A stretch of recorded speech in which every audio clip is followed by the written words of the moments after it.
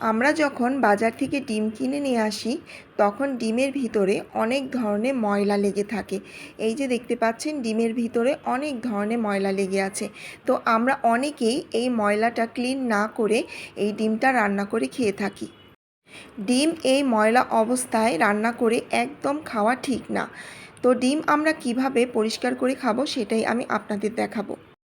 প্রথমে একটি বলে নর্মাল পানি নিয়ে নিব, তারপর একটি একটি করে সবগুলো ডিম পানিতে ভিজিয়ে রাখবো। ঠিক এইভাবে 3 থেকে 4 ঘন্টা ডিমগুলো ভিজিয়ে রাখবো।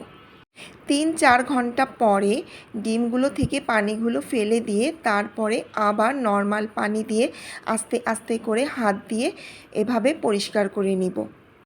একটা একটা করে সবগুলো ডিম ঠিক এইভাবে পরিষ্কার করে নিব। ডিম কিন্তু ময়লা অবস্থায় রান্না করে খাওয়া একদম ঠিক না, এটা স্বাস্থ্যের জন্য ক্ষতিকর। 3-4 ঘন্টার বেশি কিন্তু ডিম ভিজিয়ে রাখা যাবে না, তাহলে কিন্তু ডিম ফেটে যাবে। 3 থেকে 4 ঘন্টা ডিমটা নর্মাল পানিতে ভিজিয়ে রেখে তারপরে হাত দিয়ে ঠিক এইভাবে আলতো করে ডিমটা ভালো করে পরিষ্কার করে একটি ছাঁকনিতে পানি ঝরিয়ে তারপরে ফ্রিজে বা ঠান্ডা স্থানে রেখে দিয়ে তারপরে আমরা রান্না করে খাবো। এই ছিল আমার ডিম পরিষ্কার করার টিপস। ভালো লাগলে শেয়ার করবেন ভিডিওটি।